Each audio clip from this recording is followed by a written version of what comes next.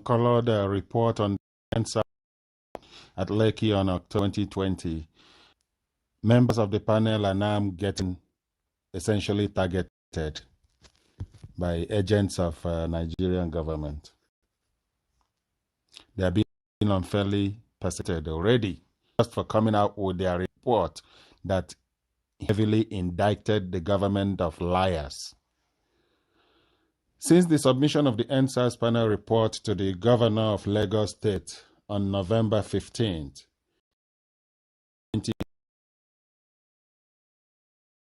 members of the panel have become attacked by those suspected to be agents of the government.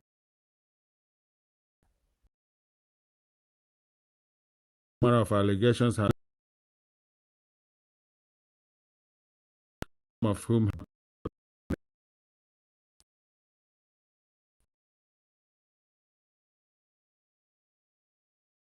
the panel. As a matter of fact, in my own case, he said the governor of Lagos State appealed to me.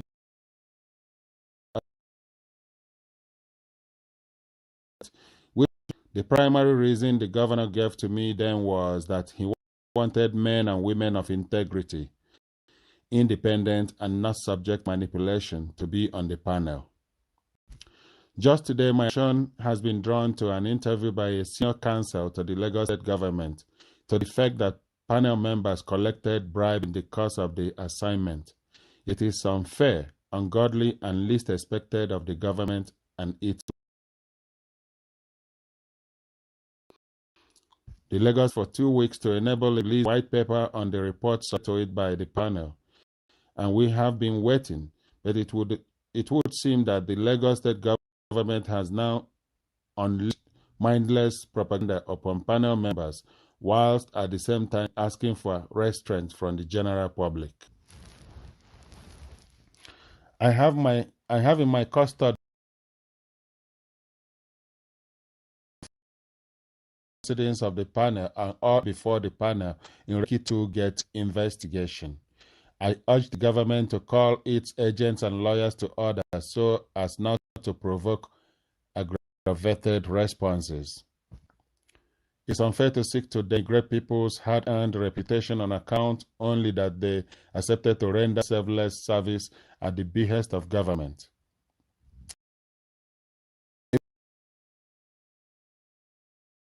Strength from us from defending our integrity. I should not become a victim of unwarranted attack just because I accepted to serve the government and the outcome of that assignment did not favor the intentions of the government. Suffice it to mention that I worked with men and women of unblemished integrity, and I'm proud to be associated with them all. I therefore to Sanwo-Olu call all agents of state to all promise to us to release a white paper within 2 weeks and to send the unedited report of the panel to the National Economic Council. Signed by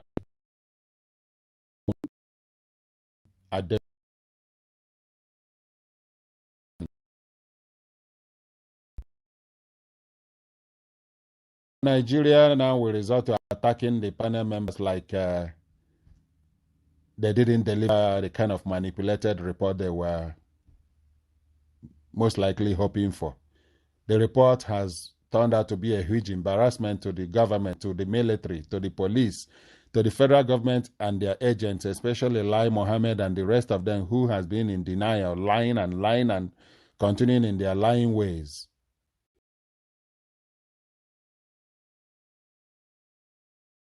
Here is exposing the hypocrisy that is the Nigerian system, that system that is condemned never to work well. Very sad. Sucks to be Nigeria. Here's an article penned by the Secretary General of Lower Niger Congress and the Nigerian Indigenous Nationalities Alliance for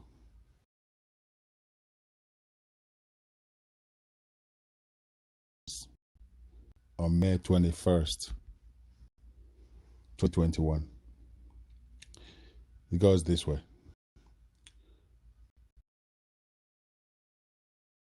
them of setting your own roof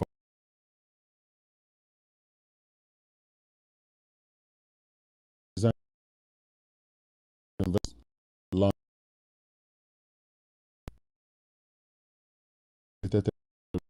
1990 that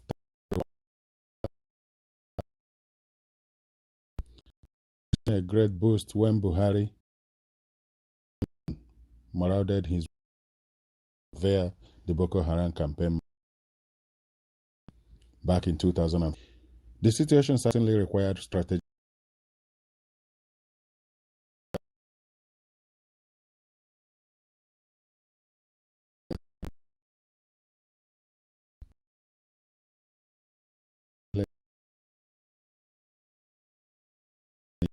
movement script that would oust both and the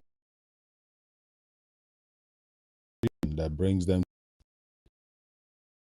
to folks, especially particularly in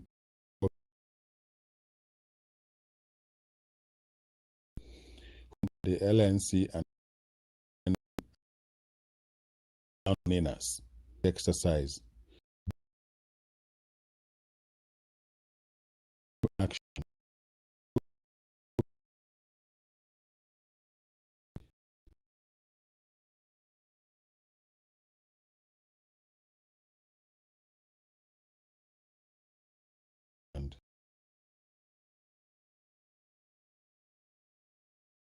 and shouting the invitation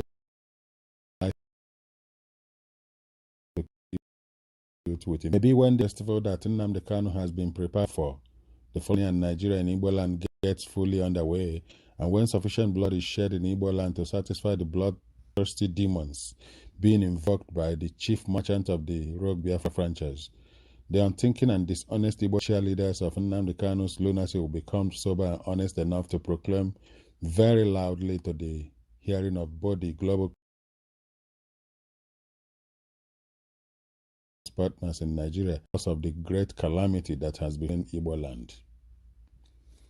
Until then, let us continue in our dishonesty and folly of clapping and cheering for the bloodthirsty lunatics setting the Igbo roof fire in the name of a totally meaningless Biafra restoration. No one is rejoicing about Nigeria's current genocidal onslaught in Igbo land and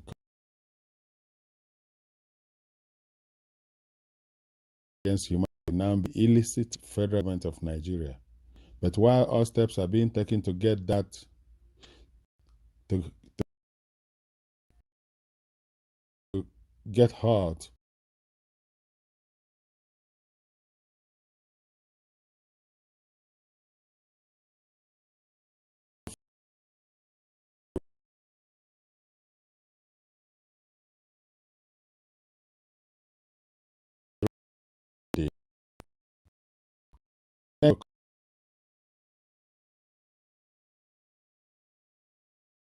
who's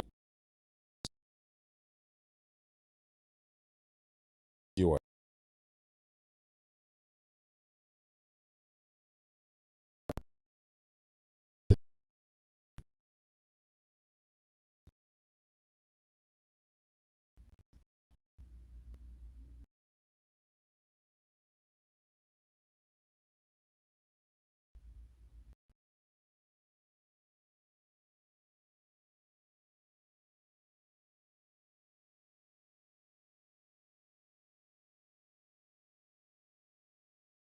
Was unleashed in Igbo land by the federal government of Nigeria as a reaction to what Kanu was doing.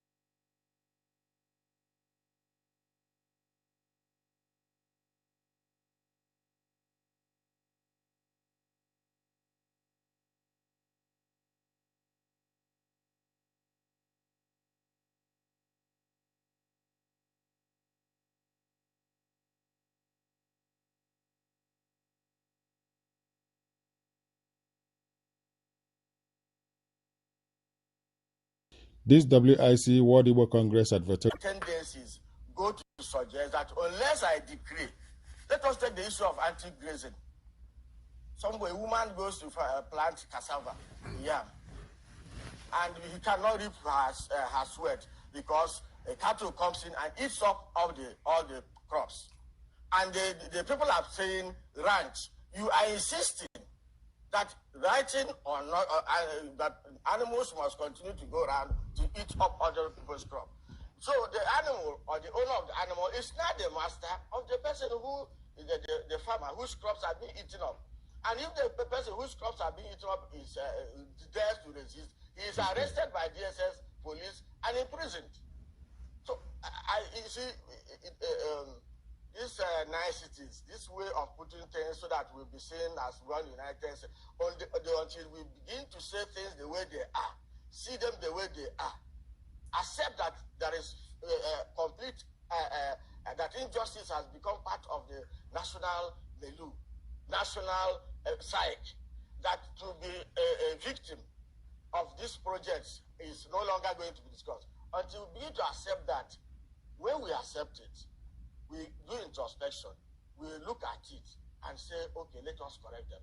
But if you continue to say nice things, oh, fairness and equity, unity is not negotiable. These are the things that are fanning the embers of disunity, agitation for separation. I tell you, no group of people genuinely want to separate and go away from this country. But they are saying that the Constitution of Nigeria is a fraud in itself. Look at let us take the fact.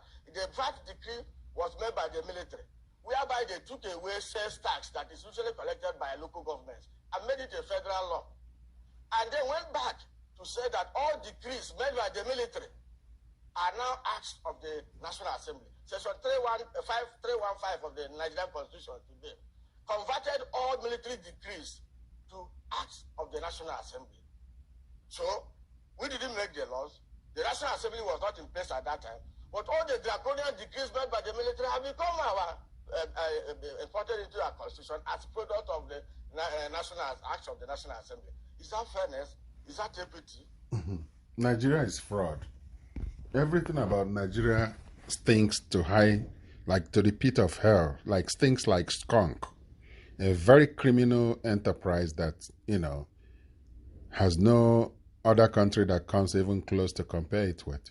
It's unfortunate that we're still, dealing with this. How many years now? 55, 56 years later. What a pathetic country. Fulani Empire, Muslim theocracy of the Western Sudan that flourished in the 19th century. The Fulani, a people of obscure origins, expanded eastward from Fouta Toro in Lower Senegal in the 14th century.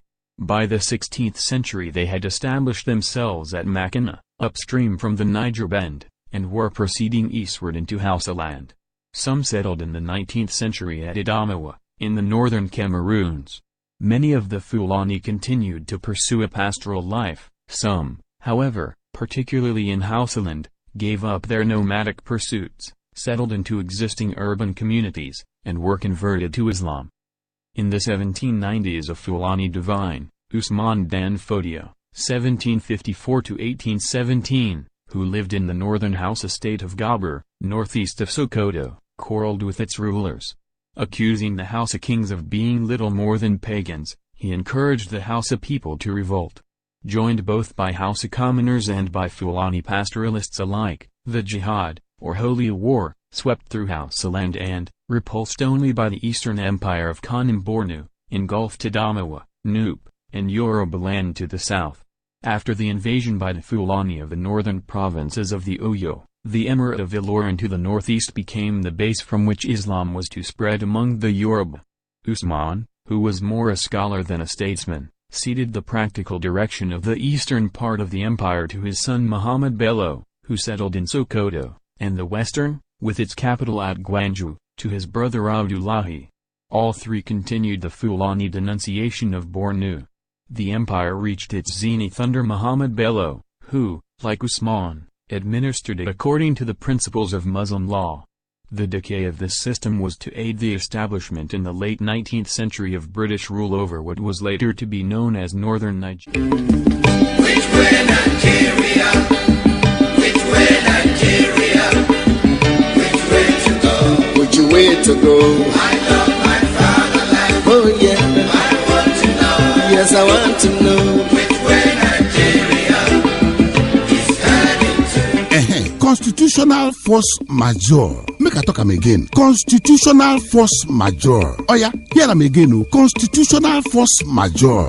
That's not the new reigning motto where they don't come out for the Nigeria Indigenous Nationalities Alliance for Self-Determination. NINAS. Constitutional force majeure. Now waiting we go take forward march to freedom all the ethnic nationality them where they don't throw away inside cage for this dungeon where they call Nigeria. If you never know us before, now we be the people of Middle Belt and South. We don't join hand together to formulate the Nigeria Indigenous Nationalities Alliance for Self-Determination. NINAS. Listen to this one. On 16 December 2020, now we don't declare a constitutional force majeure on the fraudulent Nigeria Lai 1999 constitution. Now the Yeye Fulani ethnic minority carry this sufferness throw away for the head of the people who get the land in the first place since 1999. Chai! As they don't condemn that 1999 Wayo constitution, NINAS don't direct the Nigeria government to gather a national roundtable meeting. Look, we for talk the kind style where we go take sit down for inside our region on top country where we dey sleep for only one eye.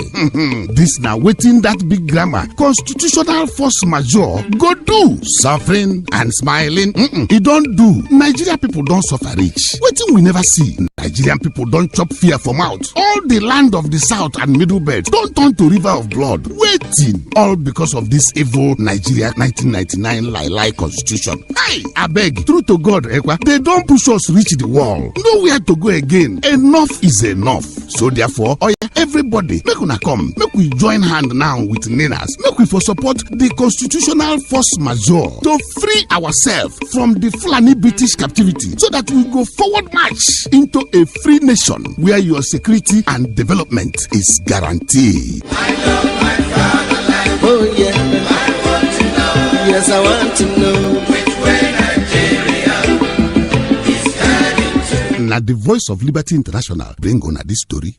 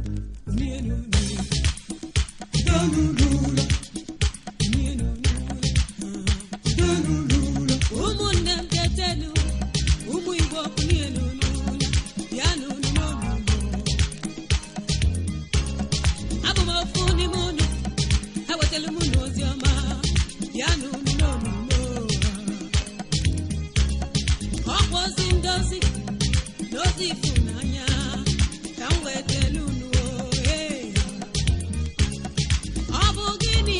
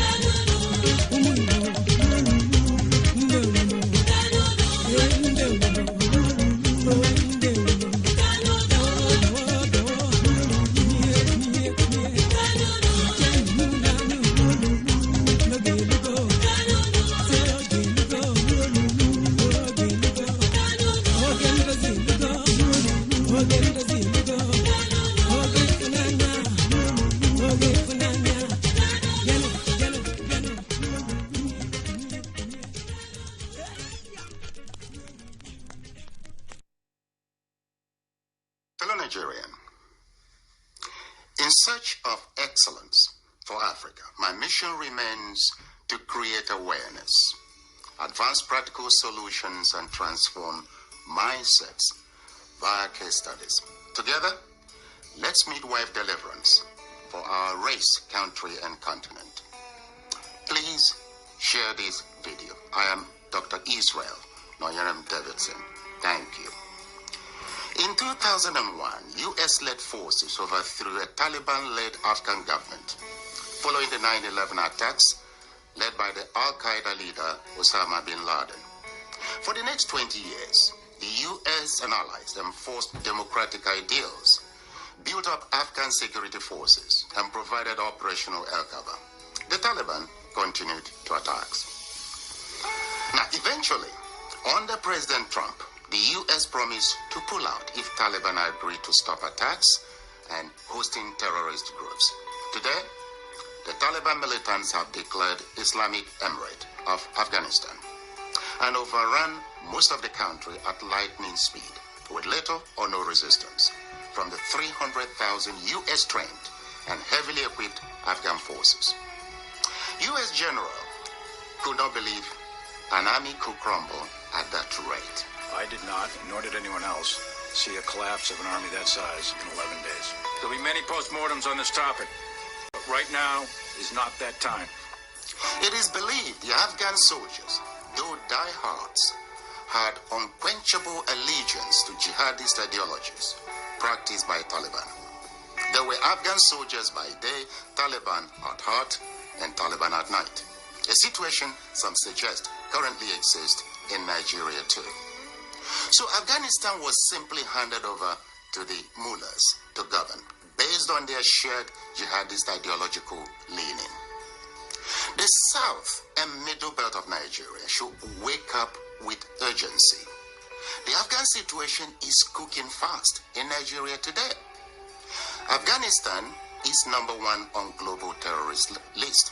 Nigeria is number 3, second to Iran, with Boko Haram, ISWAP, and Fulani herdsmen militia currently operating unhindered in the territory. You cannot fight religious ideology with guns or democratic ideals, particularly when the people themselves are not wired to accommodate change. See the cost of 20 years of U.S. efforts at enforcing peace, progress, and civilization in Afghanistan, and still they failed. 72 journalists and over 400 aid workers were killed. Between 66 to 69,000 Afghan troops killed. 2.7 million Afghans flee abroad, and 4 million displaced citizens. 3,000 U.S. troops killed, 21,000 wounded, and over 3,000 U.S. private security contractors also killed. Over 1,000 NATO coalition personnel killed. $2.3 trillion spent prosecuting Afghan war.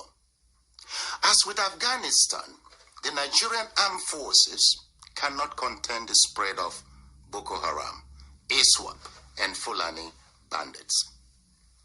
They have sympathizers within and highly influential individuals in the corridors of power who share jihadist ideologies. There are reports of emerging new and more deadly armed group in Zamfara state today.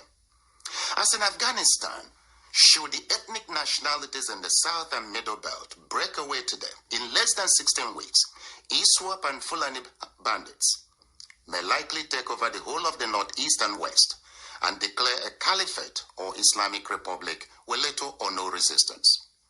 Afghanistan today is a big lesson and an urgent call on Southern and Middle Belt political leaders to force a total restructure of Nigeria now or break it. Please set aside greed, selfishness, and worthless 2023 political ambitions and unite for the sake of your citizens. Despite unfolding calamities across Nigeria, Southern and Middle Belt Christians continue to take comfort in biblical texts alone, believing their lands are beyond conquer because God is alive. Of course, I believe He is. However, they forget that modern-day Turkey was once almost 100% Christian and hosted Apostle Paul, Apostle John, and a number of saints. Nigeria is not as holier or much loved by God than Turkey and Afghanistan. Turkey was overthrown by the jihadists while the Christians had all eyes closed. Today, Turkey is more Islamic than Saudi Arabia. Nigeria, as currently configured, is sitting on a tinderbox. We have an army and those in power gifting thousands of militants, far worse than the Taliban, with amnesty, reintegration into society, logistics, and other incentives. Southern agitators demanding an end to the killings, raping, and displacement of citizens are hunted, killed, or detained without trial. In 2000, President Trump forced the release of 5,000 repentant and rehabilitated Talibans from prison and reintegrated them into the Afghan society. Many returned to the battlefield, worsened the security situation in Afghanistan, and strengthened Taliban to overrun the country. Will the Nigerian rehabilitated Boko Haram terrorists be any different? I doubt it. August Punch editorial warns, the South is being tactically de-Nigerianized indirectly.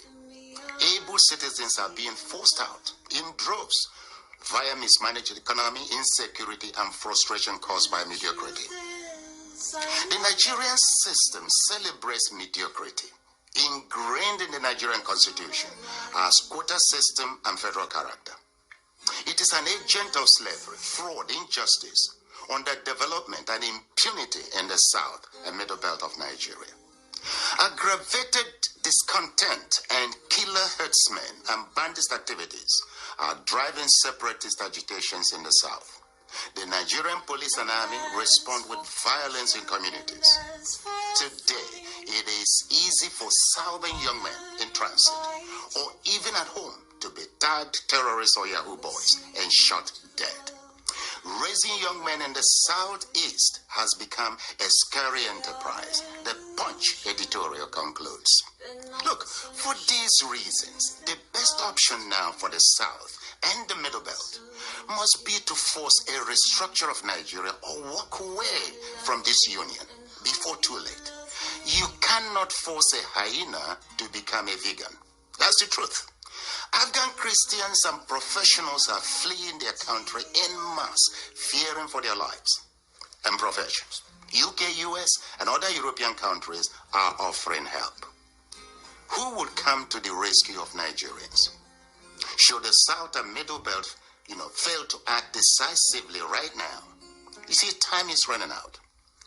Now, those clamoring for restructuring are not doing so out of hatred for Nigeria, but because northern Nigeria is dragging the rest of the country back to the Stone Age and into the abyss with it. You see, now is the time to demonstrate political skills, leadership, vision, tenacity, courage, and immunity against Takia. To save Nigeria and generations to come, let's initiate a genuine dialogue now. Restructure or break up. Look, perhaps, as Bishop Kuka cried out loudly recently, it's time to end Nigeria so that people who want development can go ahead. God bless our homelands. Thank you.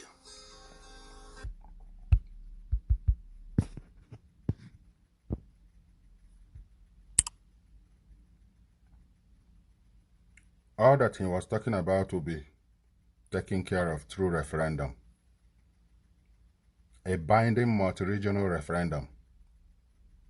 That's what will sort Nigeria out through a democratic process, through the ballot box. The people, the indigenous people, the indigenous nationalities of Oduduwa, Lower Niger Territory and the Middle Belt will vote on their continued stay in Nigeria.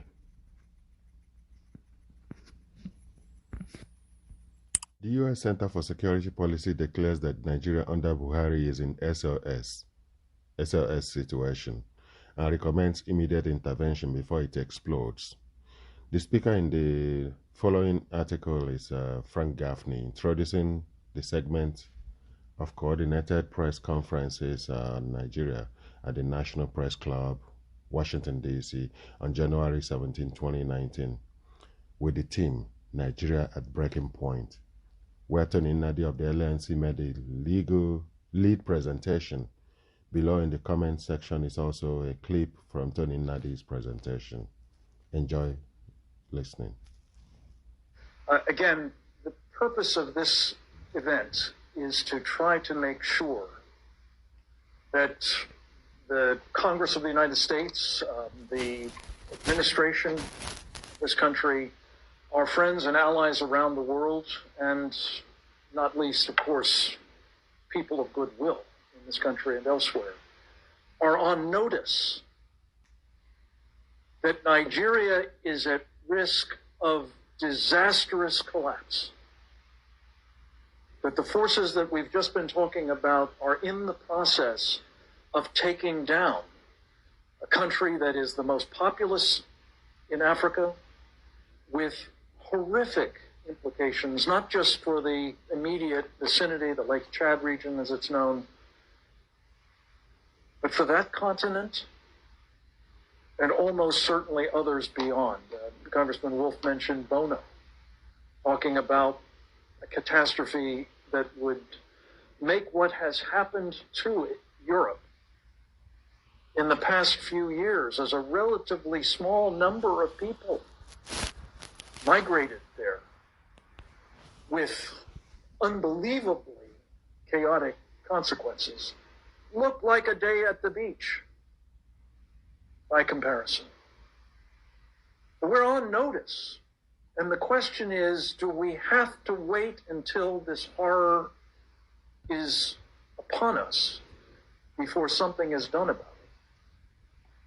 Or do we take steps now to try to prevent that?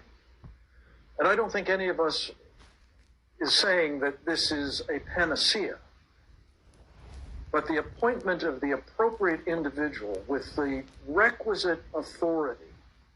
I just wanted to underscore what Congressman Wolf said about having the President of the United States essentially personally empowering Senator Danforth to lead the effort on behalf of our country to alleviate that situation.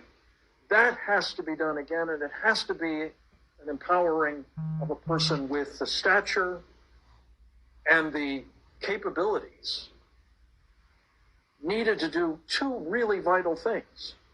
One is to pull together the government agencies that have responsibility for pieces of a problem like Nigeria. The Defense Department, as well as, of course, the State Department, USAID, the UN mission of the United States, the National Security Council, and others, to come together with a common, appropriate, and much needed policy approach. And then secondly, at least as importantly, to be able authoritatively to represent what that approach is to the government of Nigeria.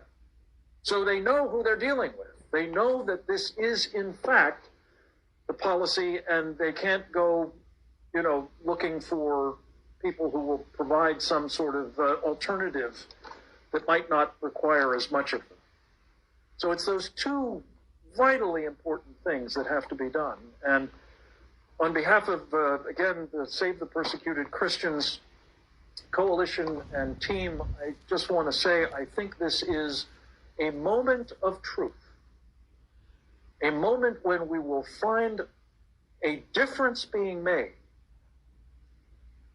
by an administration that is about making a difference on behalf of religious freedom and those who are being denied it around the world. And let me just take a moment to say, as bad as this situation is, it is just one of the areas in the world in which particularly Christians are suffering. By some estimates, it's as small a number as 215 million Christians being brutally persecuted. By others, it's as high as 500,000. 500 million. This is on our watch. It is unconscionable. It must be challenged, contested, and if possible, stopped. And that's what this coalition is about. And I pray that we will be able, with the help of people like Congressman Estes and Congressman Wolf and the Archbishop and our coalition and countless others, to see this problem sorted by the appointment at the earliest possible moment, preferably by the end of this year, because these elections are approaching, of an individual with the requisite authority of the President of the United States and the assignment of making both the U.S. government policy coherent and clear and effective, and communicating that, again, authoritatively to the government of Nigeria, who in the end is ultimately responsible for preventing this catastrophe.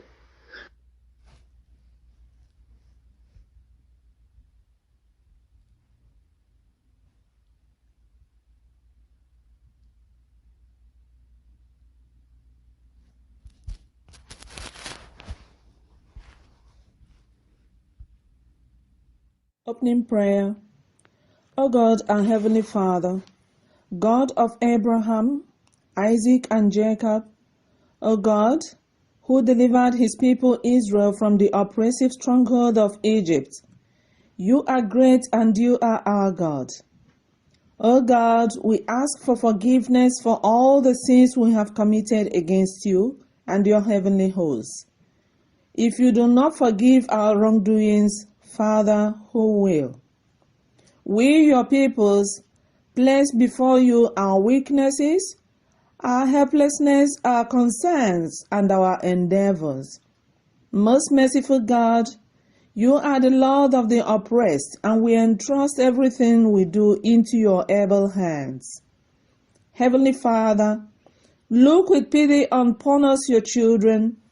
We are weighed down by social injustice, political instability, poverty, hunger, unemployment, insecurity, oppression, brutality, and enslavement by seen and unseen, known and unknown forces that seem to overcome us. Father, we place ourselves, our liberation movement, our search for lasting solutions to these numerous problems created for us by known and unknown forces into your mighty hands. We also look upon you for provision of both human and financial resources to carry out this enormous task of our liberation project. Bring your lasting solutions to them so that we may live the life you have created in us as peoples created in your own image and likeness. We also commit our leaders in your hands. Direct all of them and direct all of us as we continue to move forward towards our self-determination. Channel us with your everlasting love to our final destination, which is total freedom from captivity and enslavement that we all seek. We pray in the mighty name of Jesus Christ our Lord. Muslim extremists are accused of waging a campaign of ethnic cleansing against Christians in Nigeria. One America's Neil McCabe has more from Washington. National security expert Frank Gaffney told One American News that all over the world, people are targeted because they choose to follow Jesus Christ. But right now in Nigeria, it has become a slaughter.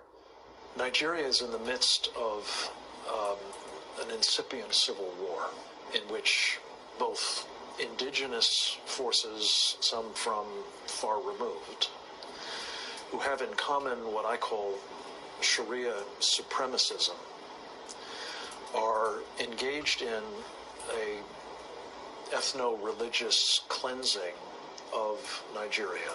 Gaffney said the ethno-religious attacks on Christians had many layers. One is geography, with the country's heavily Muslim northern states officially governed by Sharia law. It is also in the north where terrorist groups where Boko Haram and West African ISIS operate freely. Then there is also the local anti-Christian militia called Hausa Fulani. Roughly half of Nigeria's 200 million people are Christian, but they are clustered in the center of the country and along the Atlantic coastline. These Christian regions are also where the oil and natural resources are located, meaning that the anti-Christian jihad is fueled by a quest to seize these riches. Gaffney said the humanitarian crisis for Christians can no longer be ignored. The trouble with this scenario is not only the bloodletting of innocent people simply because they follow Jesus Christ, but large numbers of those people will be fleeing the resultant mayhem. The graduate of Georgetown's Foreign Service School said, the ongoing destruction of Nigerian Christians will go down as one of the worst genocides in history. We're witnessing a persecution of Christians on a scale that makes what Pol Pot and Hitler and Stalin and Mao did in their day combined pale by comparison. The human rights watchdog Open Doors USA ranked Nigeria as the 12th most hostile to Christians in their 2018 report. There was, quote, a seemingly constant violence, unquote, against Christians that so far this year has already cost hundreds of lives. Neil W. McCabe, One American News, Washington. Want to see more? This killing is ongoing and is continuing. Unfortunately, the world press is not keen in or paying attention to what's going on in Nigeria. There is a targeted genocide in Nigeria that is being supervised by the current government of Muhammadu Buhari, and there is a sheikh in the north, Ahmed Gumi. He was trained in Saudi Arabia. And he is fraternizing with terrorists who are killing people and kidnapping students. In fact, he gives them money. And he's now planning to open up a school, or if maybe he's probably opened the school up already, to accommodate the same terrorists. So terrorism is an official business in Nigeria. While Boko Haram is doing what they are doing, ISWAP, ISIS is coming in. Nigeria's own government-owned and operated terrorist group, Fulani, Miyetti Allah. Fulani herdsmen terrorists, owned and operated by Miyetti Allah and the government. They are going across the country to kill and destroy the people and make the country an ungovernable place. And the government is behind them, defending them, protecting them, not laying hand on them, not arresting them. In fact, they go after those people that tries to stop the Fulani terrorists, like some. Waging an insurgency to try to overthrow the government and rid the country of Christians. Now human rights groups are asking the White House to stop the carnage. After losing ground in Syria and Iraq, the top general of U.S. Special Operations Command in Africa is warning that Al-Qaeda, ISIS, and other Islamic terror groups are now trying to take over parts of the continent's most populous nation. Major General Dagvin Anderson says Muslim terrorists have set their sights on Nigeria's southern and northwestern regions, and the U.S. is now sharing specific intelligence with the country. So this intelligence sharing is absolutely vital, and we stay fully engaged with the government of Nigeria to provide them an understanding of what these terrorists are doing. Their goal? Eventually turn Nigeria into a Muslim country and force Christians who make up half the country's population to either leave or convert. Christians are in the eye of the target, and they're coming after them. And the numbers are staggering. August 6th, Muslims stormed 4 remote Christian villages in Kaduna State, killing 22 villagers. July 24th, 21 dead, scores injured, and several Christian homes destroyed by militants. July 19th, 19 people killed when assailants armed with guns and machetes attacked a wedding reception. And the list goes on. Leading human rights groups say what's going on in Nigeria is a genocide. If you look at what's happened in the last 20 years, George, it's just massive number of attacks against Christians. Look, 50 to 70,000 have been murdered. For years, the main terror group was Boko Haram, which seeks to overthrow the government here and create an Islamic state. They go after Christians and moderate Muslims. They push a hard-line Muslim agenda. It is their intention to establish a caliphate and to just rid all of Nigeria and West Africa of any Western influence whatsoever. Now, there's a new actor on the scene.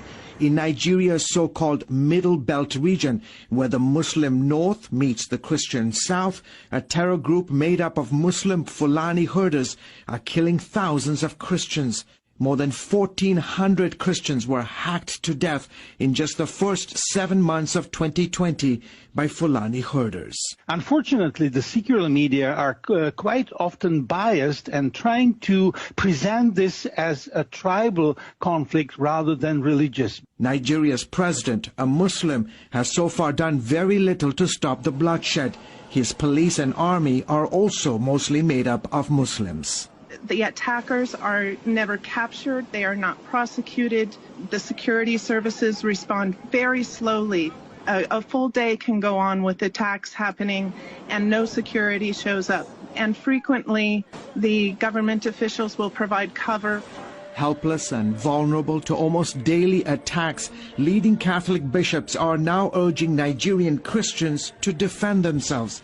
Human rights groups are asking the White House to appoint a special envoy to help end the persecution of Christians in Nigeria. Unless the world takes note and puts pressure, economic pressure, sanctions, visa bans on the officials who are responsible for this travesty and for not reining in the terror, then Nigeria will continue to be a bloodbath.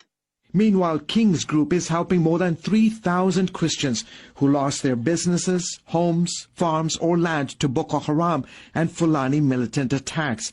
International Christian Concern has created communal farms to give victims the opportunity to rebuild their lives. When they get back to work, the family is fed, they have a future, the kids can go back to school. It's a restoration of hope. It really is. And it's much more than just economics. It's the whole community. It's all the parts of life, the emotional, the physical, the mental. It means a lot to them. ICC and so many other groups trying to bring hope in the midst of all this devastation facing the Christians of Nigeria. And they are doing it. They are, absolutely. Great story, George. Thank you. Coming up, new evidence.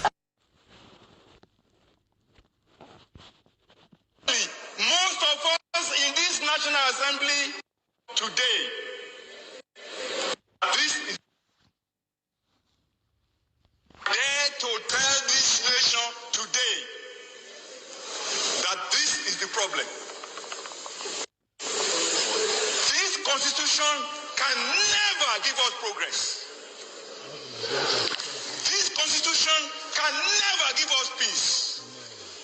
This constitution can never give us unity. And unfortunately, most of us in this National Assembly, we don't have the spine to face what we need to give this republic to have peace and progress.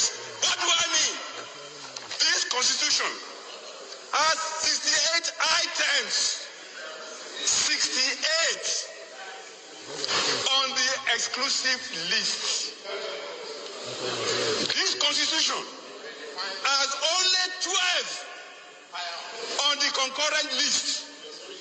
And those 12 are written so nebulously, so fraudulently, that you know that the intention is to even undermine those concurrent lists. The formal name of this republic is Federal Republic of Nigeria. Unfortunately, we don't run a federalist system in Nigeria. Otherwise, what is so unique about all those things that are in the exclusive list in this chamber? We try to federalize the police system. In this chamber, we failed. Every crime is local. And the solution to every crime is local. The idea that senators in Nigeria, someone the courage to say, we should not continue to deceive ourselves. Dare to tell. The 1999 Constitution is still in existence. The northern part of Nigeria will always dictate who becomes the president of Nigeria. And it doesn't matter where that person comes from, that person must dance to the tune of the northern Nigerian elite or expectation. Let me repeat that again.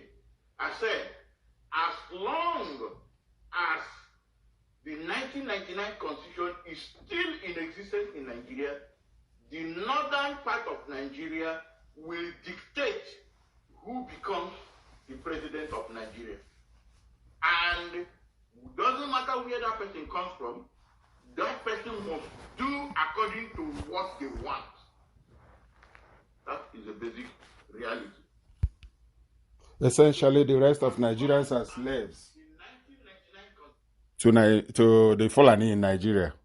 The rest of Nigerians are effectively their slaves. It's up to us to wake up and realize what is happening and do the needful. The 1999 Constitution is still in existence. The northern part of Nigeria will always dictate who becomes the president of Nigeria. And it doesn't matter where that person comes from, that person must dance to the tune of the northern Nigerian elite or expectation. Let me repeat that again. I said, as long as the 1999 constitution is still in existence in Nigeria, the northern part of Nigeria will dictate who becomes the president of Nigeria.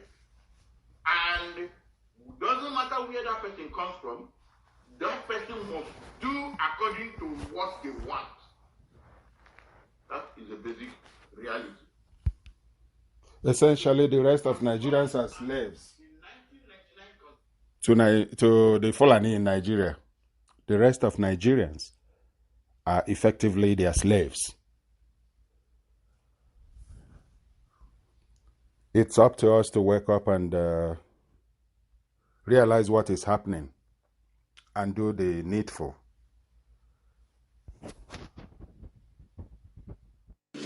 Ninas, where we came from, where we are, or the road to freedom.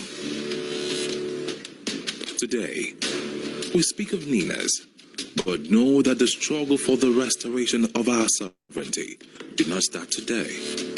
As a matter of fact, the struggle started almost as soon as the sovereignty of the ethnic nationalities was stolen by the imposition of the 1999 Constitution, which maintained a unitary government. With the end of the military regime and return to democracy, there was great hope that the country will be returned to what the people had voted for, and that existed prior to the military intervention in 1966. The hope of the country was dashed when, instead of a return to a federal governance structure with multiple self-governing and autonomous government with their own constitutions, the government was kept centralized in a federal government that kept all the power, the assets, and resources of the ethnic nationalities. Making things worse, this so-called constitution was not put to a referendum, and so was not made by the people. Deprived the citizens of their right to benefit contained in Chapter 2, made federal character unenforceable, gave the lion's share of the oil and other assets to the far north through a federal account sharing process that was exclusively weighted to favor the far north and make corruption official. Let me take you back over 2 decades of our journey. It all started when the military regime of General Abdul Salami Abubakar imposed a unitary 1999 constitution, which in turn was a wholesale rival of the 1979 constitution that was also known to be a victory charter for the Nigeria-Biafra War of 1967 to 1970. When it was made public a few weeks after inauguration of General Obasanjo as president, a better half of those in the legal profession gathered at several conferences and, without much ado, recognized the flaws, loopholes, and selfish intentions, then concluded that the Constitution was not legitimate and would not lead Nigeria to any form of advancement. It was important that the mechanism or vehicle to set up a countrywide rejection of this forgery of a constitution was put in place. The journey commenced when, in 2004, the Pro-National Conference Organization, PRONACO, was established to revoke the damaged federal constitutional basis of Nigeria.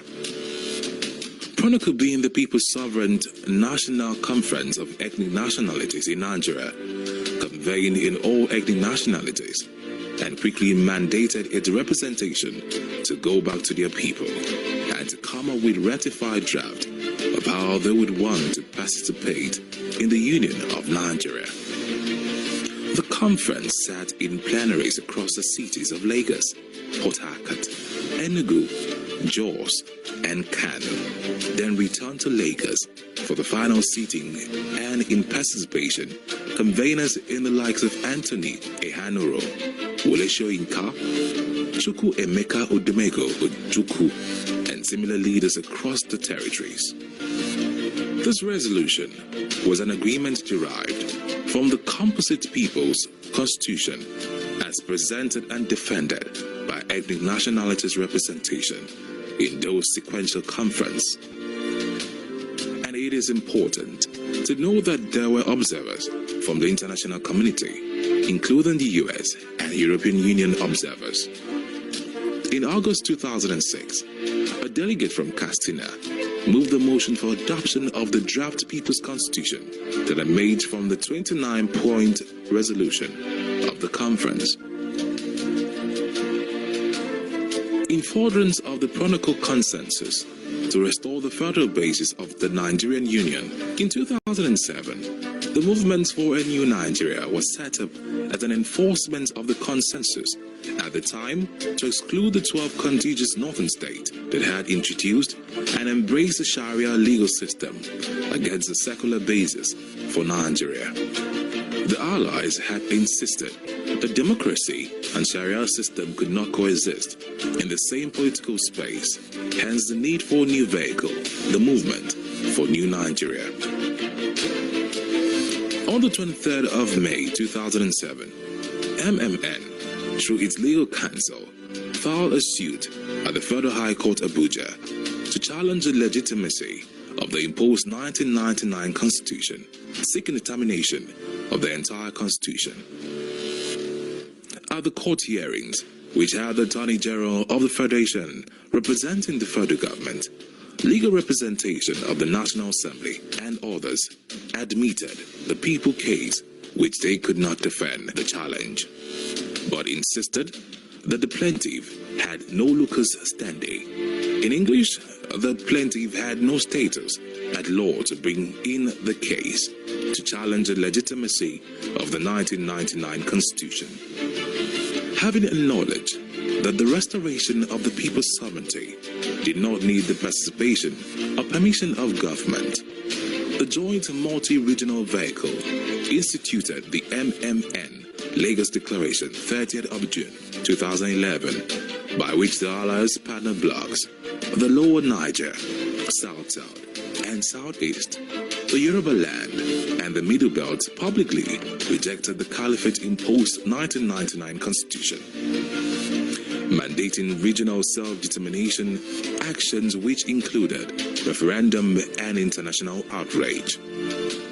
In furtherance to the mandate of the MMN Lagos Declaration, the people of the Lower Niger on the 27th of April 2015 held the Solemn Assembly in Port Harcourt City to wholly predate the 1999 Constitution. In that assembly, the 1,885 ethno-linguistic map of the Lower Niger was adopted as a geographical basis of federating. The assembly mandated the distillation of character of relationship as well as asset protection and guarantee scheme to protect the asset of the indigenous people in other blocks of Nigeria. On the mandate for international outrage of the MNN Lagos Declaration, an LNC team visited Capitol Hills, Washington, to make a case for the termination of the operation of Nigeria's 1999 Constitution at the special congressional event on Nigeria in May 2015. The team also made informal consultation for the same matter at the UN headquarters in New York in the same year. 2 years later, still in furtherance to mandate of the MNN Lagos Declaration, the Yoruba indigenous people held the Yoruba Solemn Assembly at Ibadan on the 7th of September 2017. The Assembly publicly repudiated the 1999 Constitution as the basis of the Federation of Nigeria and proclaimed the self-determination right of the Yoruba land to reclaim autonomy of Yoruba land. Listen to Pastor Paul Adefarosi speak on Plan B. And remember that prior to this, he has spoken severally about the Nigerian Constitution being a fraud, being a scam, being a sham.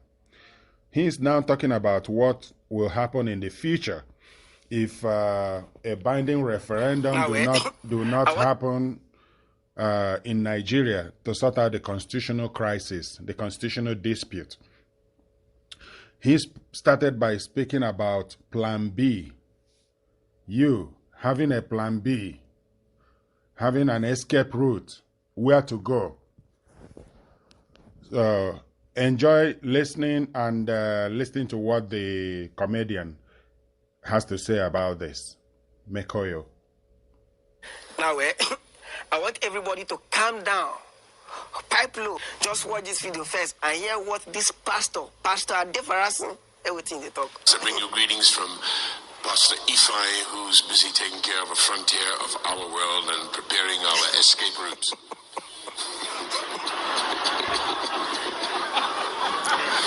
If you don't have a plan B, I know you have faith, but I have faith too, but I have a plan B. And with technology, I can speak to you from anywhere in the world. Get yourself a plan B, whether that's an Okada to Cameroon, or a flying boat, or speedboat as we call them, to Semeboda, or, a hole in the ground, a bunker. Get a plan B, because these people are crazy. They're nutters, the whole bunch of them.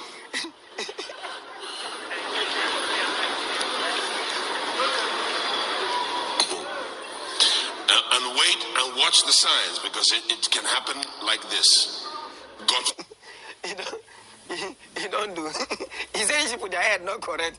You be like, now I don't understand the thing. Their head not correct. These people will start fighting anytime. If you want to run. These people, when I talk and say we got opportunity to jackpot, make it jackpot, and I tell me say, if everybody run, who is going to take care of the country? Who is going to fight for this country? I know somebody has to fight for this country, but the truth is this: there are those who are born to fight, and there are those who are born to clap. You understand? But wisdom, they say, is profitable to direct. Yeah. You know this statement? They say, no place like home. It is sweet for mouth if you dey abroad. Some of the people that are saying, let's stay together and fight for this country, let's stay together and fight for the unity of Nigeria, most of them, they're abroad. They're abroad. If you have opportunity to jackpot, run. Now listen to you, Lo. You, they talk, say, if we are not going to jackpot, I'm the man sent by God. You are the man sent by God. Fight for the nation. A lot of people want run. Me personally, not be say I want run, no. You understand? I'll just discharge small. Not be say I go run. I go just that they pray for now. You understand? Because this country, people when they talk there was a country, we not understand what it means. It simply means this country don't end since. You understand?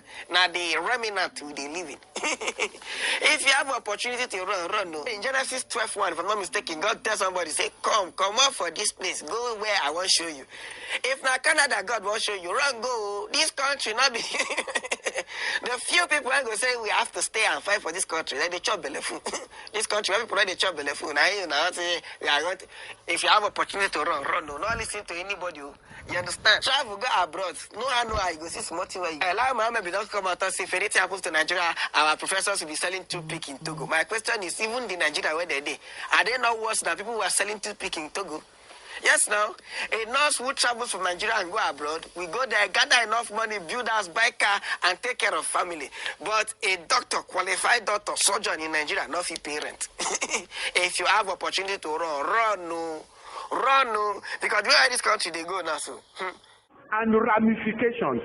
Now, Nigeria is a member nation. All non-Muslim religions, such religions shall include Christianity. The word Christianity in the communique was underlined. To ensure only Muslims are elected to all political posts of member nations, to ensure the appointment of only Muslims into strategic national and international posts of member nations, to ensure the ultimate replacement of all Western forms of legal and judicial systems with the Sharia, then to make sure that this strategy works, because it's going to require money. Babangida, as the first appointed president of Nigeria, put his hand into the treasury of Nigeria, took $21 billion out and gave it to OIC, to the Islamic Development Fund of OIC, and said, take this money for the total, I'm quoting, for the total Islamization of Nigeria in particular and Africa in general.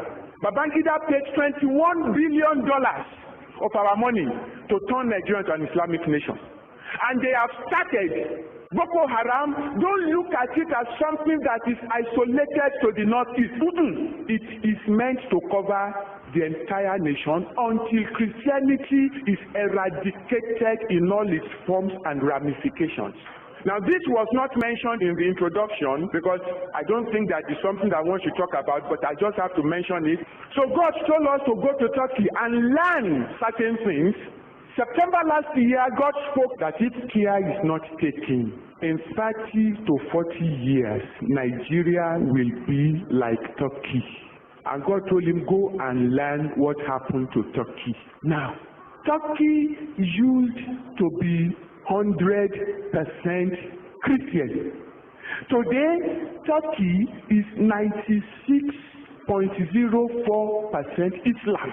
Christianity in Turkey is 0.21%.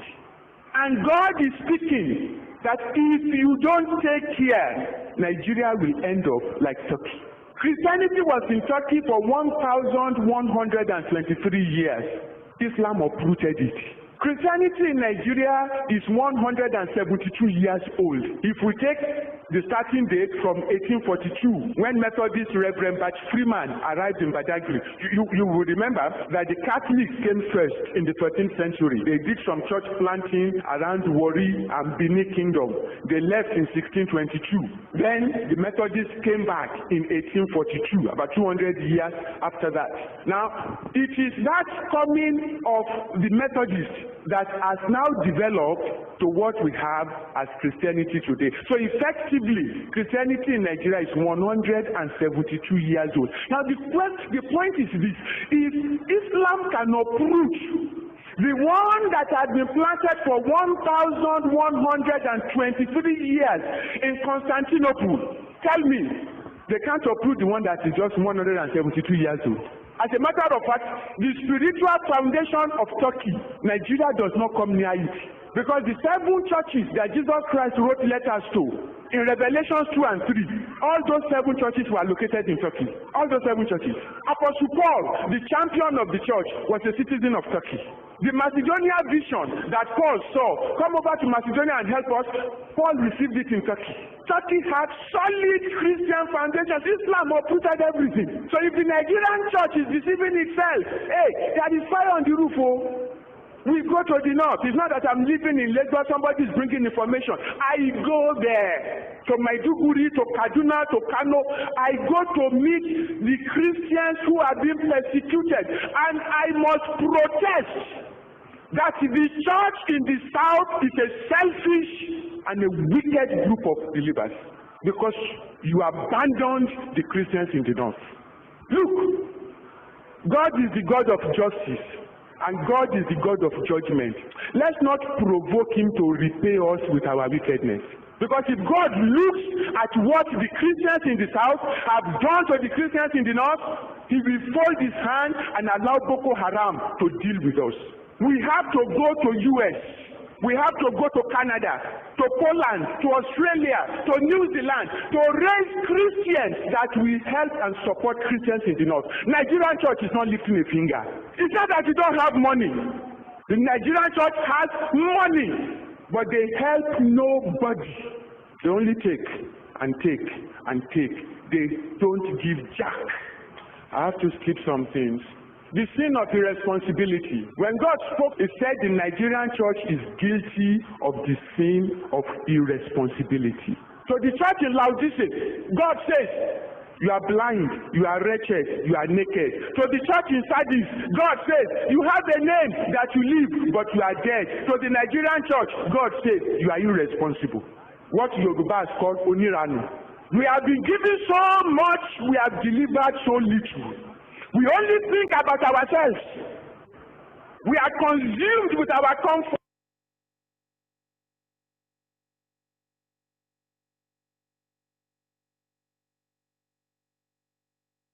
Nigeria, jaga, jaga. Everything scatter, scatter. Come on, they suffer.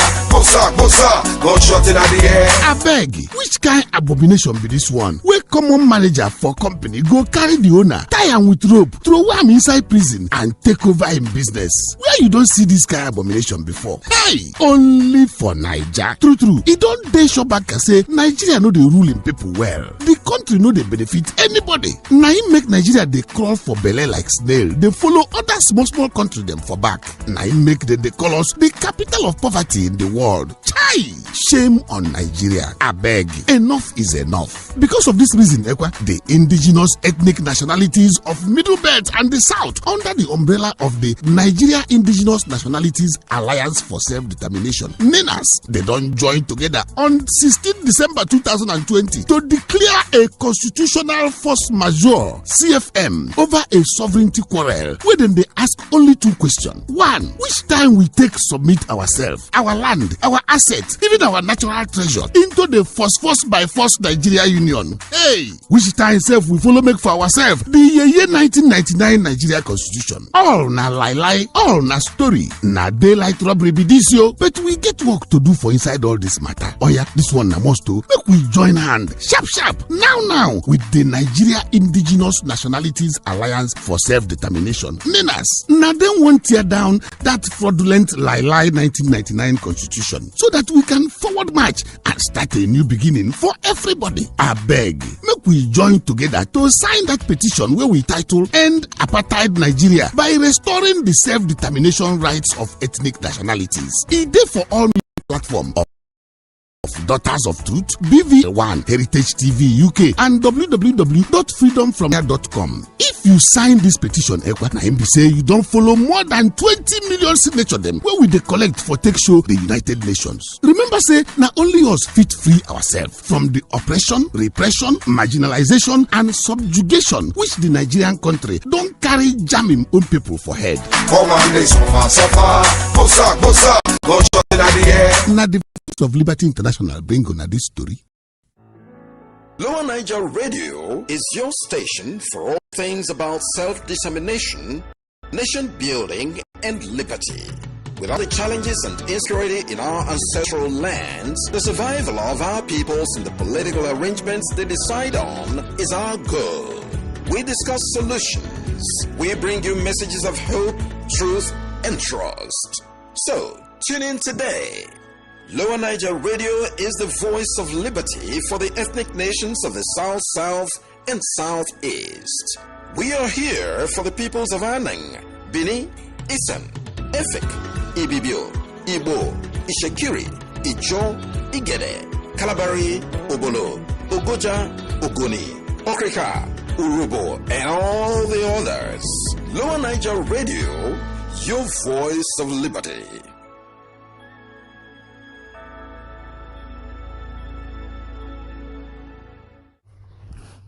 On the position of the Igbo traditional leaders and the organized religious bodies, the joint body acknowledges the statement by the Attorney General and Minister of Justice, Mr. Abubakar Malami, in which he affirmed that the federal government was open to a political solution to Mazen Nnamdi Kanu's case. This statement is in line with the proposal earlier made by this joint body and other well-meaning persons and groups in Nigeria. This body therefore eagerly awaits the concrete steps that would be taken in this regard. Igbo traditional and religious leaders made this statement. Now, this press release advertises a tacit agreement between the rulers in Abuja and the Igbo traditional and organized religious institutions to utilize the ongoing trial of Mazen Nnamdi Kanu and the group he leads as an object for seeking a political solution, unquote, to the gridlock in which unitary Nigeria has found itself. Agreeing to a political solution with a personality and agenda that are nebulous and often controversial is as good as agreeing to nothing when the chips are down. This press release is nonetheless a tacit acceptance that the ongoing trial of the IPOB leader and all the drama associated with it are expected to come to naught unless a political deal can be worked out to negotiate the so-called political solution sooner than later. The Nigeria Indigenous Nationalities Alliance for Self-Determination, NINAS, has not only identified the political solution as the abrogation of unitary Nigeria, but has also established a practical roadmap for empowering 200 million fellow stakeholders to retake control of their God-given ancestral lands as an inalienable right. Those who currently expect spectacular outcomes out of the ongoing trial of Mazi Nnamdi Kanu have cause to moderate their optimism after reading through this release from the caucus of Igbo traditional and religious leaders.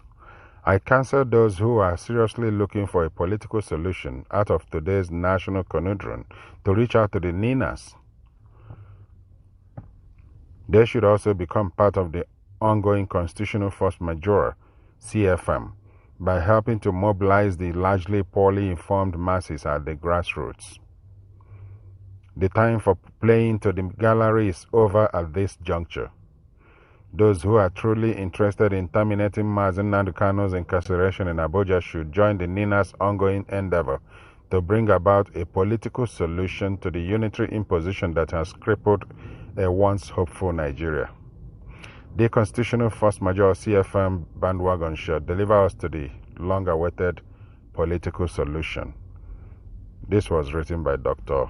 Okenwanwos, the head of LNC US.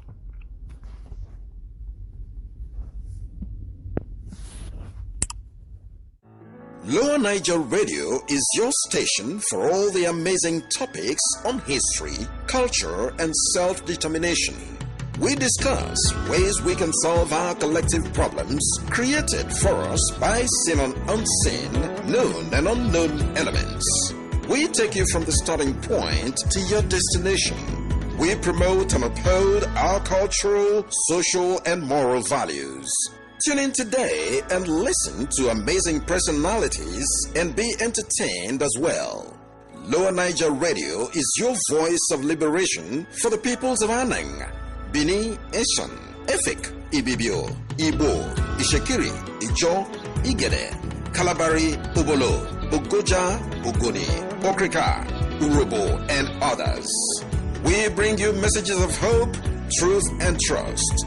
Lower Niger Radio, your voice of liberation from slavery. Brief introduction of our Lower Niger Radio.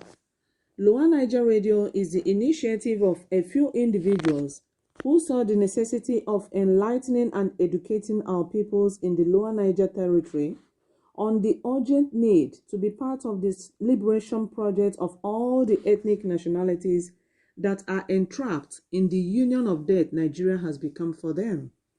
Following the events happening in Nigeria today and always, I am sure nobody is happy with Nigeria as currently constituted. However, the owners of their respective ancestral lands in the South and Middle Belt formed a strong alliance for the single purpose of self-determination. This alliance is called NINAS, the Nigeria Indigenous Nationalities Alliance for Self-Determination, which declared a constitutional force majeure, CFM, on the 16th of December 2020. NINAS has three blocks, the Lower Niger, the Yoruba, and the Middle Belt blocks.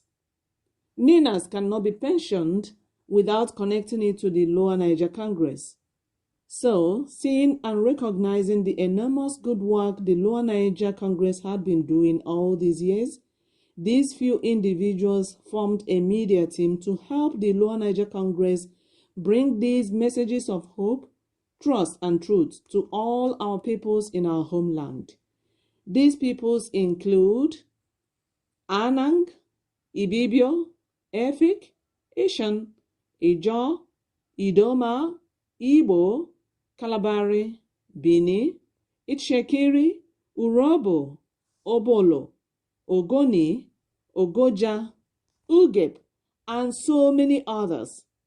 Join us today and be part of the People's Revolutionary Movement for total freedom from the oppressive and brutal caliphate-imposed document called 1999 Fraudulent Constitution. Power belongs to the people. Lower Niger Radio is your voice of liberation. Corruption called Nigeria that must be tackled urgently. Everyone knows that Nigeria, as experimentally constituted in 1914 by the British colonial masters, has evolved into a full basket of problems, wars, miseries, and controversies for the indigenous peoples, who are mesmerized, confused, brutalized, and outrightly denied human rights on a daily basis. Nigeria is suffocating everyone in Nigeria. Children, youths, men and women, families are directly and indirectly affected. At the entrance gate of a university in South Africa, an inscription reads, "Destroying any nation or country does not require the use of atomic bombs or the use of a long-range missile. It only requires lowering the quality of education and allowing cheating in the examinations by students. The consequence is patients die at the hands of such doctors, buildings collapse at the hands of such engineers, money is lost at the hands of such economists and accountants, humanity dies at the hands of such religious scholars. Justice is lost at the hands of such judges. So, the collapse of education is the complete collapse of a nation or a country." Nigeria, as a divergent ethnic nationalities forced to be in one political union, the center no longer have the capacity to hold together democratically, such as plastic union. So, because of this simple but complex reason, nation building is quite impossible in Nigeria. Indigenous peoples, their sovereignties, assets, and resources are being hijacked by the Fulani Caliphate through an imposed 1999 fraudulent constitution. So the Fulani Caliphate dominates and rules over the rest of us as infidels. The same Sharia Caliphate are also feudalists who believe that all men are not born equal and that they are born to rule over the rest of us in the toxic Nigerian Union.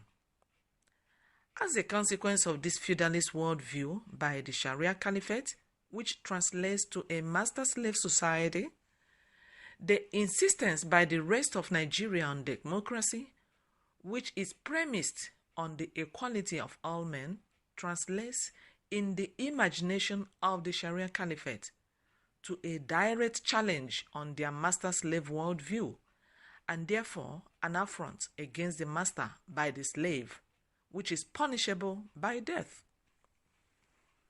The situation to the majority of the people, the South and the middle belt of Nigeria precisely, therefore, is that of being guilty on two separate counts that each carry death penalty. A lot is very wrong with the current fraudulent constitution that does not allow for referendum for self-determination. Consequent on this fraud are lot of hunger, hardship, anger, unemployment, frustrations, killings, corruption, injustice, nepotism, subjugation, marginalization, insecurity, political rape, election manipulation, ethno-religious killings, economic conspiracy and strangulation, and so many other human casualties. All these woes are traceable to this 1999 fraudulent caliphate-imposed constitution, and this is untenable. Another blindfolding ploy by the caliphate is to use a political game against the gullible politicians from the alliance territory of South and Middle Belt to go into elections in 2023. Some political actors from the alliance territories do not seem to sense the danger ahead by thinking that a slot for Southern presidency will solve the Hydra-headed problems in Nigeria. The problem of Nigeria can't be solved by a president coming from Southeast or Southwest or wherever. Ninas is saying that all political parties should close shops. all political parties should close shops, and all politicians should retreat and surrender to the will of the peoples. All politicians should retreat and surrender to the will of the peoples, and they should be among the movement. They should join the movement of the peoples to decommission the fraudulent 1999 caliphate-imposed constitution, because it is not paying any person good. And the people say no more elections under the current 1999 fraudulent caliphate-imposed constitution. The peoples say all the ethnic nationalities which make up the peoples say no more elections under the current 1999 fraudulent caliphate-imposed constitution. Power belongs to the people. Power belongs to the people. For more information and to learn more, visit the websites www.ninasvoice.org, www.ninasvoice.org, and the other one is www.lowernigercongress.org, www.lowernigercongress.org. Thank you for listening. Stay tuned in the Lower Niger Radio always, and get more information, get more enlightened, and get more educated. Thank you. God bless you. Lower Niger Radio, your voice of liberty, the voice of the peoples in the Lower Niger Territory. Today, we look into some current affairs. As we all know that Nigeria, as currently constituted, is supposed to be a secular state. But in practice, it is very far away from the reality. The 1999 imposed constitution is a master slave document, and that makes it a monster. And it has become toxic to the indigenous peoples. And the peoples in the Alliance territory are saying that 1999 constitution must be decommissioned. Christians are relegated to the back seat as infidels and slaves. So, we want to roll out some facts that most of the strategic positions and appointments are controlled by the Northern Fulani Muslims. And the examples abound. Number 1, the President of the Federal Republic of Nigeria is a Fulani Northern Muslim. Senate President is a Fulani Northern Muslim. Speaker of the House is a Muslim, but from the south. The Deputy Speaker of the House is a Fulani Northern Muslim. The Chief of Staff is a Fulani Northern Muslim. Secretary to the Government of Federation is a Northern man. The INEC Chairman is a Fulani Northern Muslim. The Chief Justice of Nigeria is a Sharia lawyer, a Fulani Northern Muslim. The President, Court of Appeal, is a Fulani Northern Muslim. EFCC Chairman is a Fulani Northern Muslim. President, Federal High Court, is a Fulani Northern Muslim. National Security Advisor is a Fulani Northern Muslim. The Chief of Army Staff is a Fulani Northern Muslim. The Chief of Air Staff is a Fulani Northern Muslim. The Chief of Staff is a Northern Muslim. The Comptroller General of Customs is a Fulani Northern Muslim. The Defense Minister is a Fulani Northern Muslim. Managing Director, Nigerian Ports Authority, is a Fulani Northern Muslim. The Managing Director, NDIC, is a Fulani Northern Muslim. The Controller General Immigration, Fulani Northern Muslim. The Controller, Nigerian Correctional Center, Prisons, is a Fulani Northern Muslim. The Controller, Fire Service, is a Fulani Northern Muslim. The Director General, NYSC, is a Fulani Northern Muslim. In addition to the above, the highest looters are found in the north, mostly Fulani Muslims. The richest in Africa, Aliko Dangote, is a Fulani Northern Muslim. 85% of petroleum marketers is a Northern Muslim, maybe dominated by the Fulanis. 80% of oil block owners is a Fulani Northern Muslims. 99% of Almajiris are in the north, mostly the Fulanis. Highest rate of girl-child marriage are in the north and practiced mostly by the Fulani Muslims. The fourth world most deadliest terror group is the Fulani herdsmen, Fulani jihadists in the north. Boko Haram is a terrorist group controlled by the Fulani Northern Muslim. They are killing Christians and moderate Muslims in the north. Fulani herdsmen and Fulani militia are terrorizing farmers and Christians, mainly in the north and in the middle belt and south.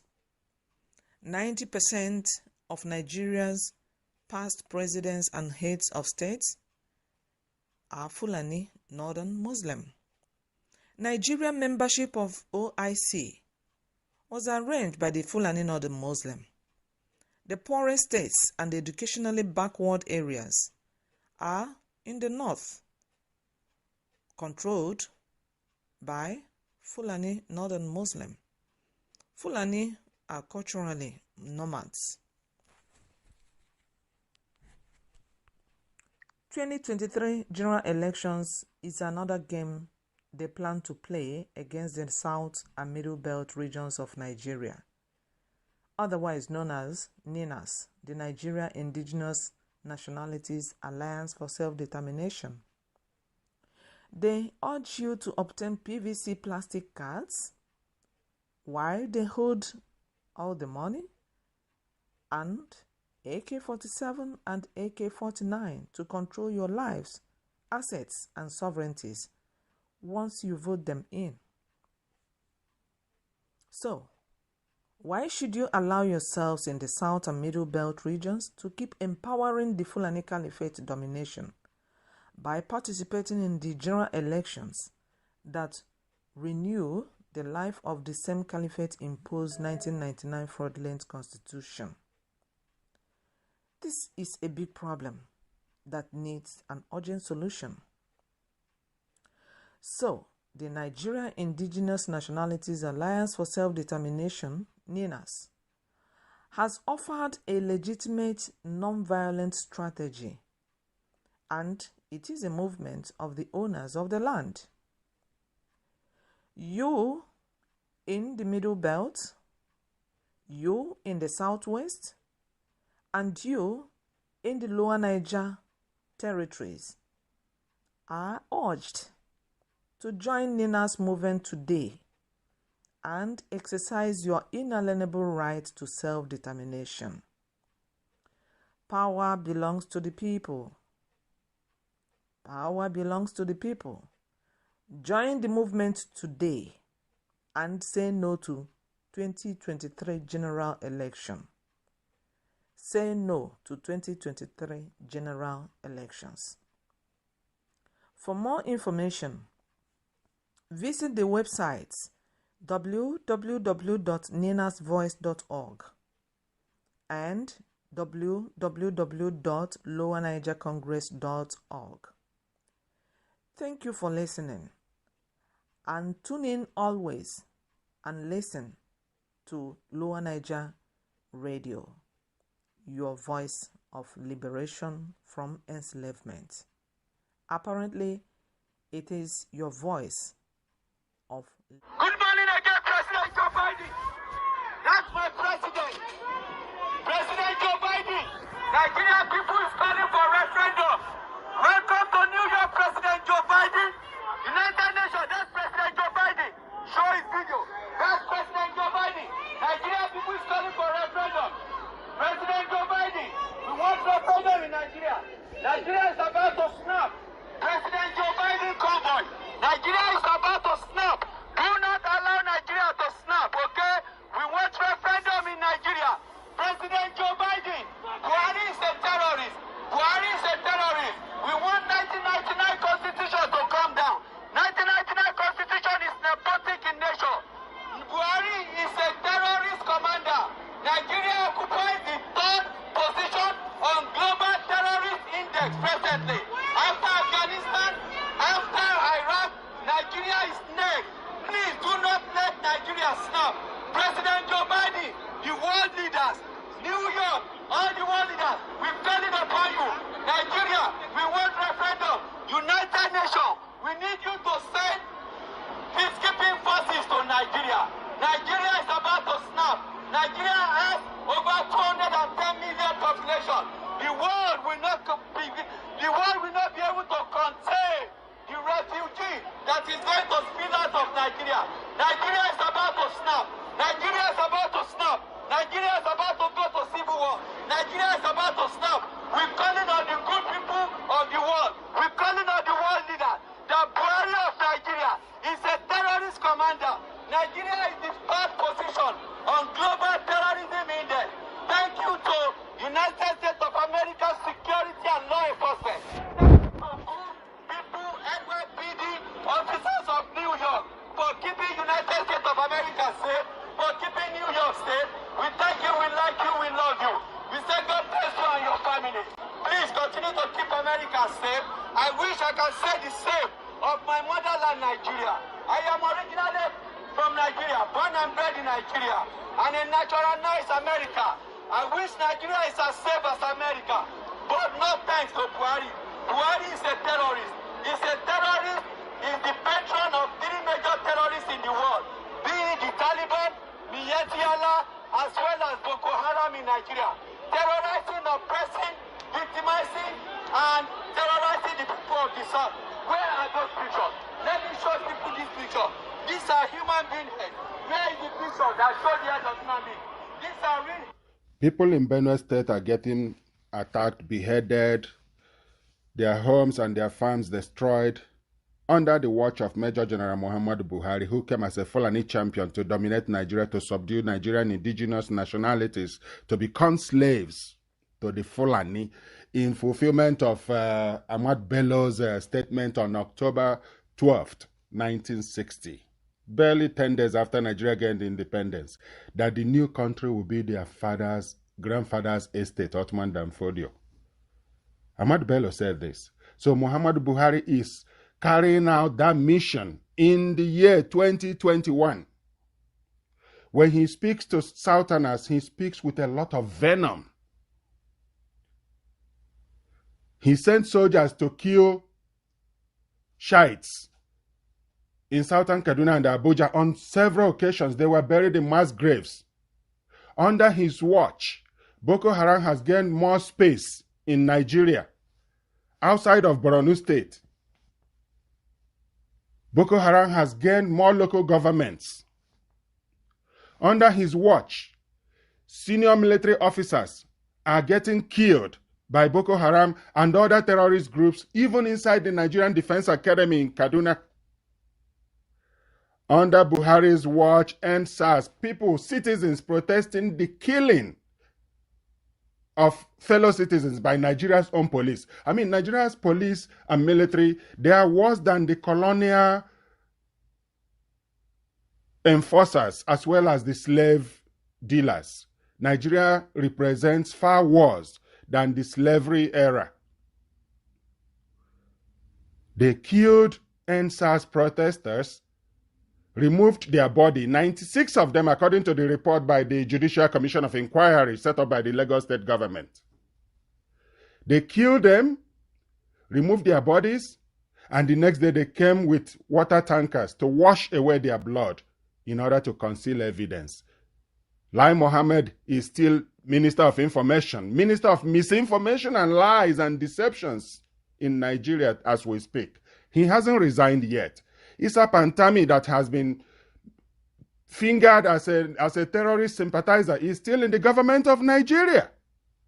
Muhammad Buhari's government gave out over $100 million to Fulani herdsmen owners, Mieti Allah, to keep on fighting and killing people and taking over their land, replacing communities. An active genocide that happened in Rwanda is repeating in Nigeria in the year 2021. It's been ongoing and continuing, yet the world is keeping quiet.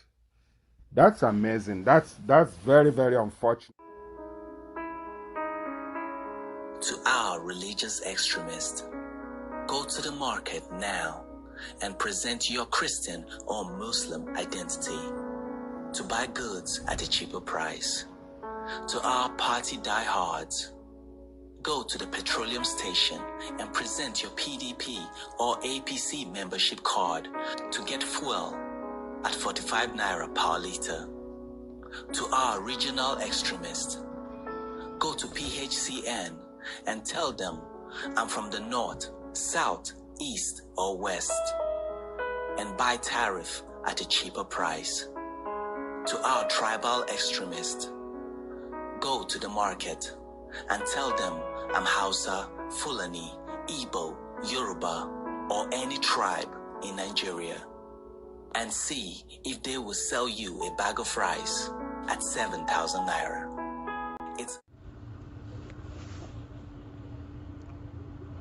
The era of the angry black man is becoming the black responsibility era. It's about looking within to find reasons for being victimized and addressing them.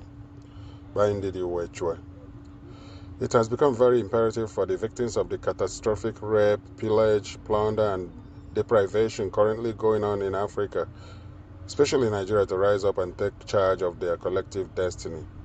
The stench of death, the evil thick darkness, and the signs of impending doom looming and lurking around can no longer go unnoticed. What do you do when you are daily exposed to horror, yet you have no voice to express your woes because the perpetrators of your woes have silenced you with the barrels of gun they placed over your head? It is time for the indigenous peoples trapped in British Caliphate colony of Nigeria to lead the initiative to end and correct the evil done to them and their peoples. It's no more acceptable for the beneficiaries of the ongoing abomination to tell us what to do, let alone lead this all-important life-saving conversation. However, there is a way to do it. But how would you know and understand this way? If you refuse to listen to those who initiated this project about 20 years ago. Unlike you, remember, they have taken time out to study the pitfalls and landmines on this chosen pathway. So, for safety reasons, everyone cannot direct at this time. How come you like Nina's proposition but hate the messengers?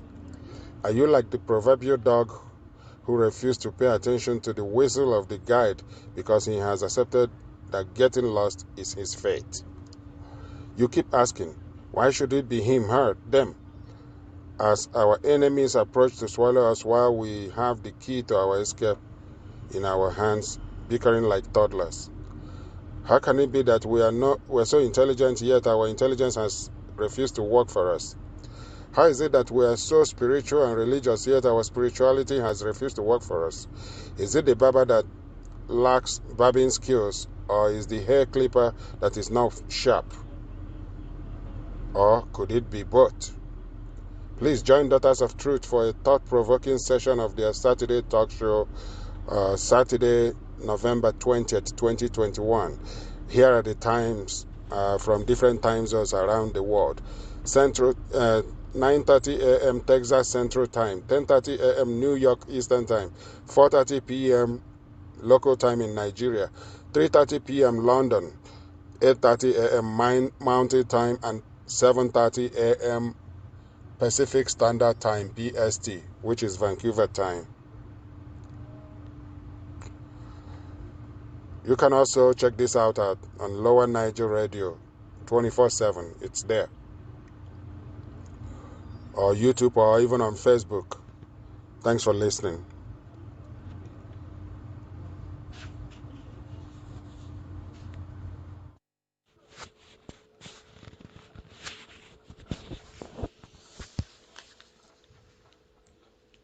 Did you know that Peter Afunanya is DSS spokesperson, Onyema Nwachukwu is Army spokesperson, and Frank Mba is police spokesperson? They are serving as spokespersons to Nigeria's DSS, Army, and police, while the same forces are serving as occupation force, killing and burying people in mass graves in the southeast. They are joining the Fulani in making sure that the population of the southeast is reduced, and not just southeast, but in the south, southwest, and middle belt. They are continuing on genocide across Nigeria. These are the things that will see to Nigeria's end, and we want nothing other than a binding referendum that will take place across the Lower Niger Territory, Oduduwa land, and middle belt, to decide our future moving forward with Nigeria.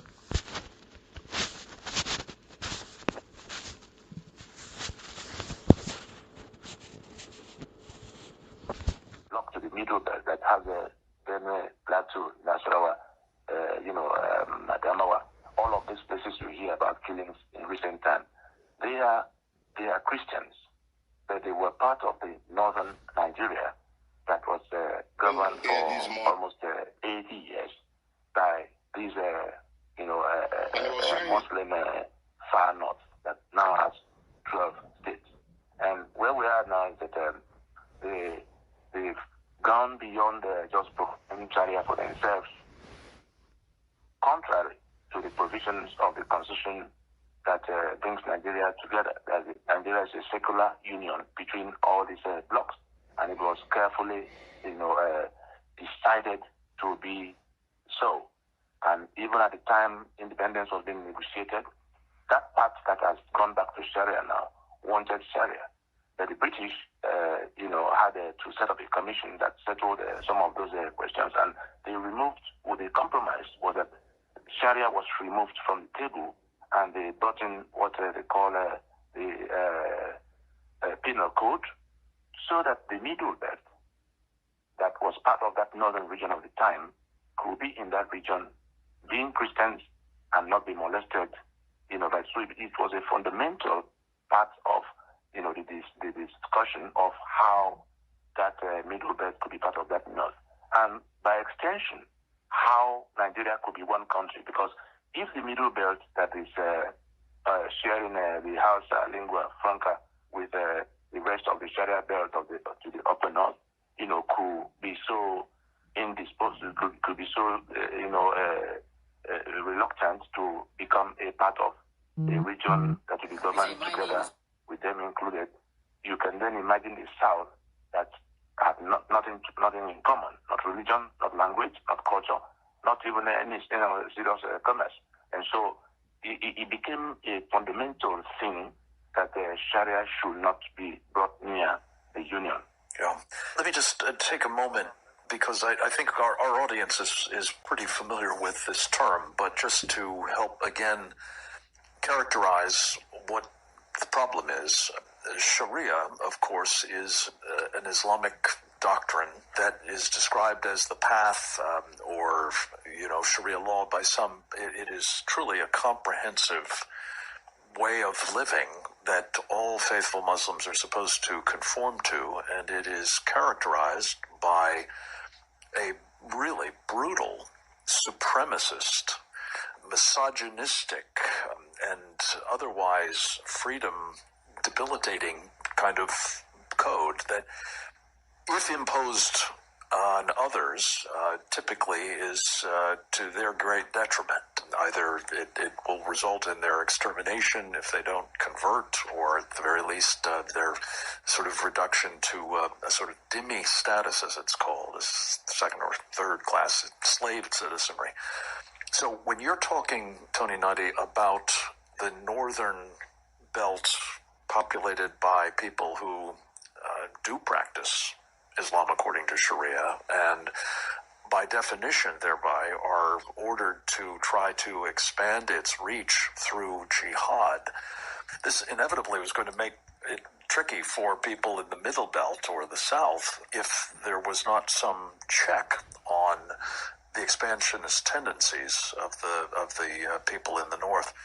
And what has, of course, happened since that Constitution was adopted, I guess with the encouragement of the Brits, has been the rise of what some call Islamist tendencies or simply Sharia supremacist, forces elsewhere, as well as in Nigeria. So talk first about those forces in Nigeria, and then we'll get to some points that you were making last Thursday about the Islamic State and others who are now finding that to be a fertile ground for their supremacist program. Yes. The thing that has made the Nigerian case a lot more volatile is also the feudalist angle to the Fulani, who are the Fulani is that a supremacist group that have overrun that place and established control. There are people they met there who they basically subjugated to a point of no voice anymore. Now, again, the Fulani are Islamic tribesmen, as I understand it. They're nomads, but they've become increasingly armed and aggressive towards the non-Muslim population. Is that right? Yes. The ethnic drivers of this Sharia movement are the Fulani, who themselves are feudalists in their worldview. Quite apart from Sharia, they do not believe that all men are born equal. In their world, there's only the master and the slave. And things like democracy is offensive to them. They don't want to discuss. They don't believe that the slave should be competing for space with his master. And the slave is not entitled to anything, including the right to life or property. And therefore, they see the rest of Nigeria as that slave. On one side, being feudalists. The rest of us are slaves in their eyes. On the other side, being Shariarists, the rest of us are infidels in their eyes. So either way, we are already condemned. The rest of Nigeria is already condemned to death, because if you insist on democracy and constitutionalism, you are offending them, because it should be a matter of a master and servant that should never be put in competition. If you then say you are Christian or you want something else, you are an infidel. And in their Sharia, they are entitled to, they owe it a standing duty of faith to kill the infidel. And as feudalists, they owe it a standing political duty to themselves to prevent their slaves from voting away. Because in the subjugation that they have been helped to, achieve by the colonial, Britain that came working with them,